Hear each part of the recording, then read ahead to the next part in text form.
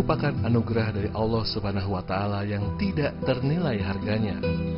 Selayaknya lah kita menjaga dan memfasilitasi setiap kebutuhannya, mulai dari sandang, pangan, papan, dan pendidikannya.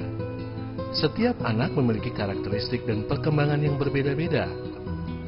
Karena adanya perbedaan itu, ada beberapa anak yang berkebutuhan khusus, memerlukan bentuk pelayanan pendidikan yang disesuaikan dengan kemampuan dan potensi mereka. Salah satunya adalah SLBC Dharma Wanita Kota Bogor.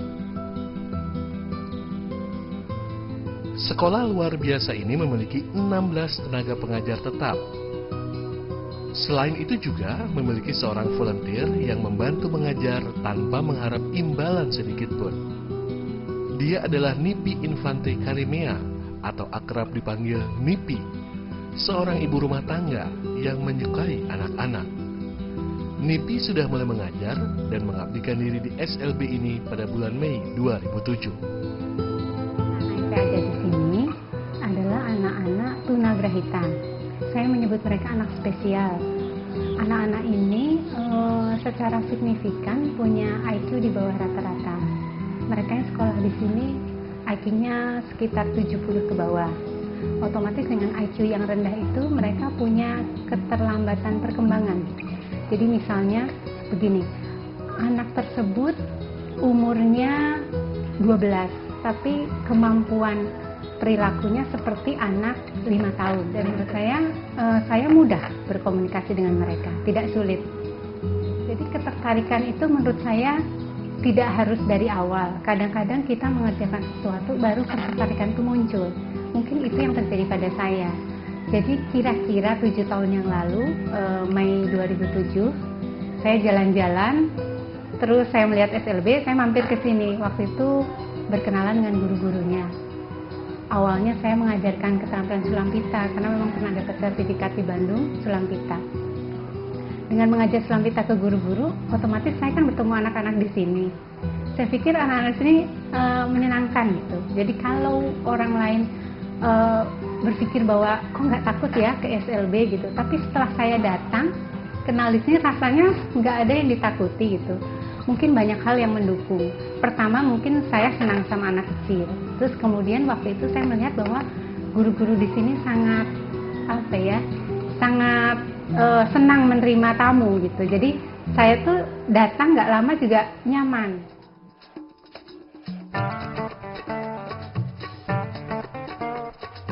Keinginan untuk menjadi seorang volunteer di sekolah luar biasa ini datang dari hati kecilnya.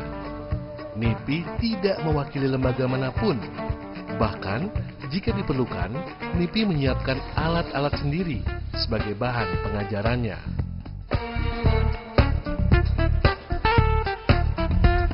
Saya kesini benar-benar sendiri.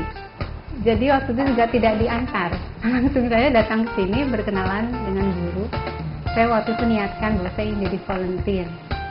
Relawan yang benar-benar tidak dibayar, artinya tidak diongkosi, ya maksudnya dibelikan makanan. Juga mungkin kalau saya punya ilmu atau mengajar ke sesuatu, kalau perlu alat bahannya juga saya bawa di rumah gitu. Saya tidak ingin merepotkan pihak sekolah dan merepotkan anak-anak misalnya dengan menyuruh mereka membawa sesuatu. Jadi waktu pertama saya tidak langsung mengajar kesenian. Jadi waktu itu saat mengajar keterampilan sulampita untuk guru-guru di kantor, waktu itu saya ingat sekitar 7 tahun yang lalu. Jadi saya mengingat masa lalu, anak-anak itu sering mampir ke kantor. Jadi waktu itu saya lihat kok anak-anak seru juga gitu. Dengan lama berkenalan dengan guru di sini, saya tanya pada guru dan kepala sekolah, kira-kira boleh tidak kalau saya ikut membantu di kelas, sekedar membagikan kertas atau saya ingin mencoba di kelas gitu. Kemudian kepala sekolah dan guru membolehkan. Waktu itu saya membantu di kelas kecil, di mana kelas kecil itu belajarnya mengenal warna, mengenal bentuk, bermain, puzzle, atau juga pernah di kelas kecil lain mengenal huruf, mengenal angka. Senang rasanya. Tapi tambah senang lagi, terus berpikir bahwa kayaknya saya ingin juga nih berinteraksi sama yang besar, yang kira-kira SMP atau SMA. Kemudian waktu itu sempat buat kelas keterampilan untuk anak-anak yang SMP dan SMA. Anak-anak yang SMP SMA ini dicoba keterampilan, ternyata tidak semua anak bisa terlibat. Jadi contohnya, kalau misalnya kita ajarkan hal-hal ringan seperti masang kancing, pakai jarum benang, ternyata hanya ada beberapa anak yang sangat ringan yang bisa. Yang lain hanya nonton kadang-kadang. Terus kalau misalnya origami, menggunting, melipat, ternyata juga tidak semua anak bisa terlibat. Terus berpikir apa ya kira-kira yang anak-anak ini bisa semuanya aktif. Lalu waktu itu timbul ide, oh ya kayaknya alat angklung nih, yang sepertinya semua anak bisa terlibat, apalagi bisa mewakili Jawa Barat. Toh kita tinggal di Tanah Pasundan ini. Nah, akhirnya diusahakan datanglah angklung itu. Jadi 2 tahun kemudian kita mulai belajar angklung. Dan saya ingat 2 tahun kemudian juga anak-anak mulai mahir.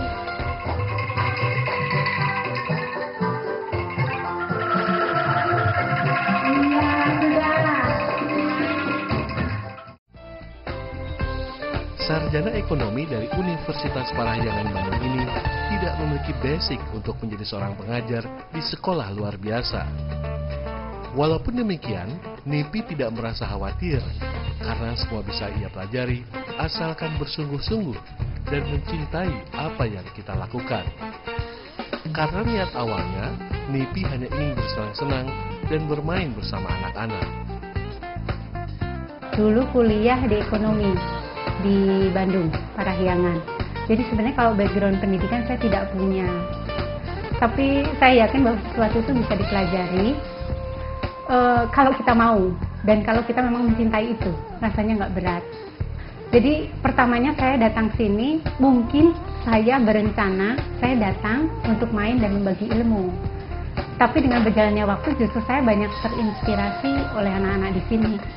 Artinya begini, saya di rumah juga punya anak-anak, tapi kadang-kadang malah kejadian di sekolah ini yang saya bisa bawa ke rumah gitu. Saya lihat anak-anak di sini karena mereka mungkin mengalami keterlambatan perkembangan, tapi menurut saya positifnya adalah mereka selalu ada di ambang fitrah.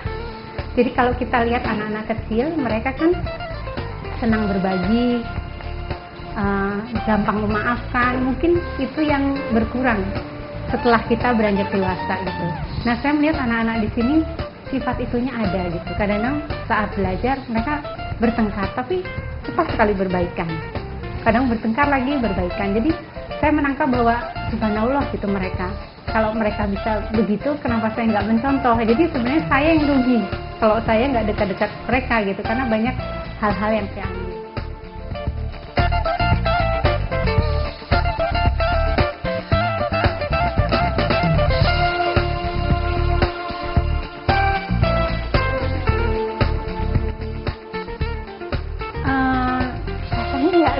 Ya, tidak sulit kalau kita mau mengulang-ulang.